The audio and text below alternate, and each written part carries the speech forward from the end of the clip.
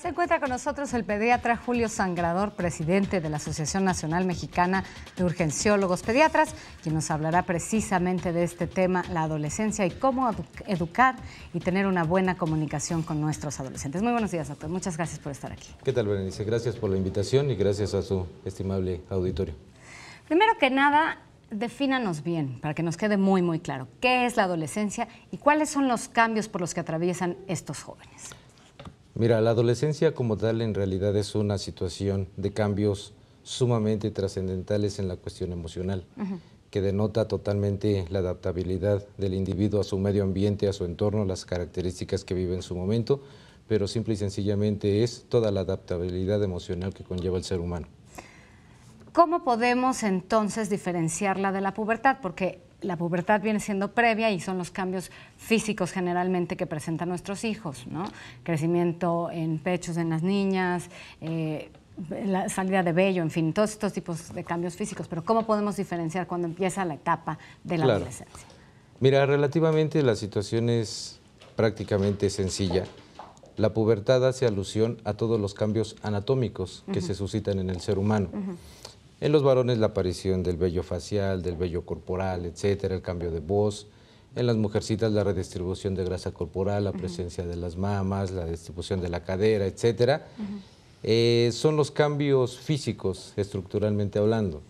Hablando de adolescencia, son los cambios emocionales. La situación de personalidad de cada individuo, y son dos situaciones que se cotejan tal vez a la par, pero de manera totalmente diferente. Estos cambios emocionales a veces hacen complicada quizás la forma en la que los padres nos comunicamos con nuestros hijos. Entonces, ¿cómo lograr tener una comunicación asertiva con estos adolescentes? La educación y los patrones de cultura de cada individuo se suscitan en casa.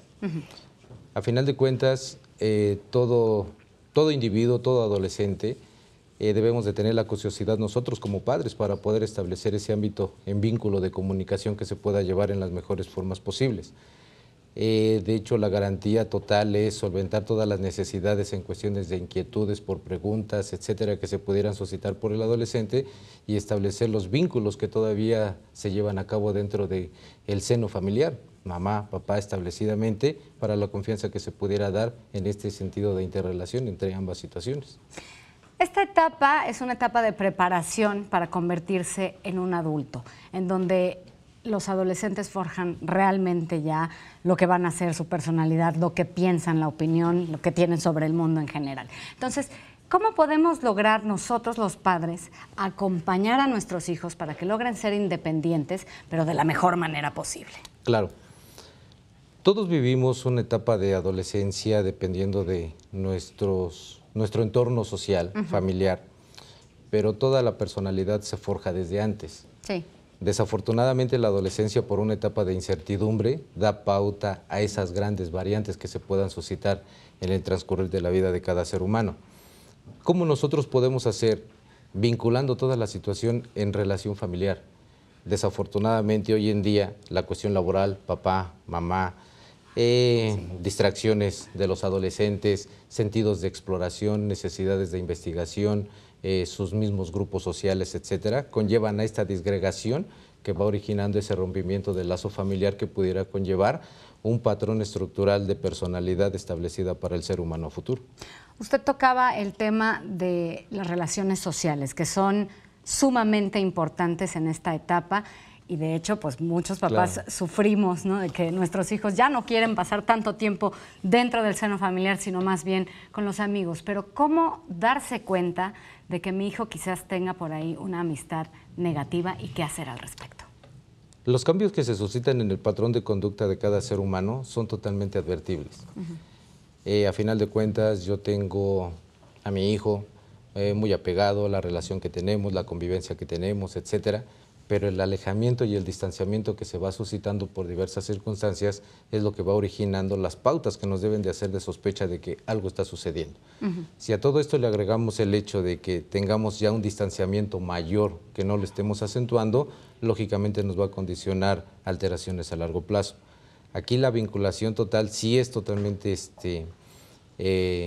claro, se puede uno dar cuenta como padre.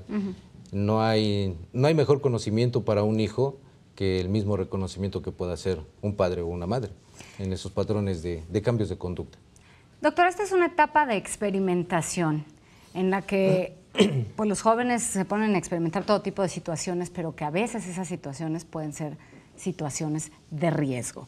Entonces, ¿qué podemos hacer los papás? ¿Cómo tocar temas, por ejemplo, como la drogadicción, el alcoholismo, la sexualidad, que ahora es bastante fuerte, sobre todo con los medios de comunicación que tenemos, no sé, anorexia, bulimia, todos estos temas? ¿Cuál es la manera correcta de abordarlos?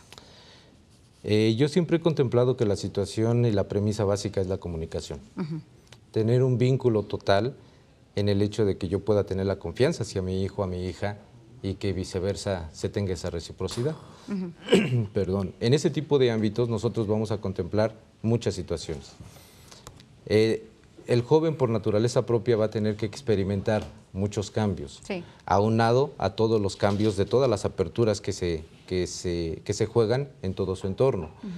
De una u otra manera, yo tengo que ayudar a ese joven, a ese adolescente, a descubrir todas esas situaciones implicando los pros y los contras de lo que conlleva. Si yo me cierro ante la posibilidad, por pena, por tabús, por patrones culturales, etcétera, a hablar plenamente con la apertura que se debiera de dar en una relación familiar de algunos temas en específicos, por ejemplo sexualidad, por ejemplo drogadicción, etcétera, pues nos va a conllevar que él busque alternativas de satisfacción de ese tipo de información que desafortunadamente son sesgadas. Entonces, eso es la gran problemática.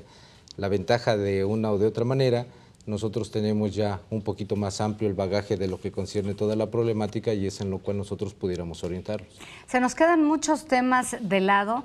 Uno que no me gustaría dejar, ya para terminar, es el avance de la tecnología, ¿no? Nuestros hijos están en constante contacto con redes sociales, con internet, medios de comunicación, etcétera. Y pienso que los padres tenemos que tener cierto control sobre la información que están viendo nuestros hijos. Pero ¿cómo hacerlo sin invadir por completo su privacidad?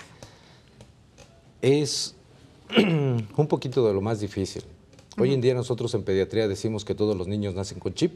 Sí. Entonces, de una o de otra manera, contemplar y respetar los espacios, nosotros mismos les vamos a generar la confianza para que ellos, por apertura, tengan que realizar de una o de otra manera.